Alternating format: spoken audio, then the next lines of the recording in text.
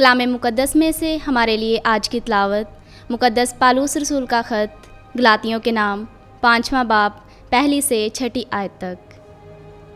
मसीह ने हमें आज़ादी के लिए आज़ाद किया है, बस कायम रहो और दोबारा ग़ुलामी के जुए में ना जूतो। देखो, मैं पालूस तुमसे कहता हूँ कि अगर तुम खतना कराओ तो मसीह से तुम्हें कुछ फ़ायदा ना होगा। मैं हर एक आदमी पर जो खतना कराता है फिर गवाही देता हूँ कि उसे तमाम शरीयत पर अमल करना फ़र्ज़ है। तुम जो अज़रोए शरीयत सादिक ठहरना चाहते हो, मसीह से जुदा और फ़ज़ल से महरूम हो गए हो, क्योंकि हम तो रूह के बायस ईमान से सदाकत के असमार के मुंतज़िर हैं। क्योंकि मसीह यस्सु में ना तो खतना कुछ फ़ायदा देता है और ना मख्तूनी, मगर ईमान जो मोहब्बत से अमल करता है।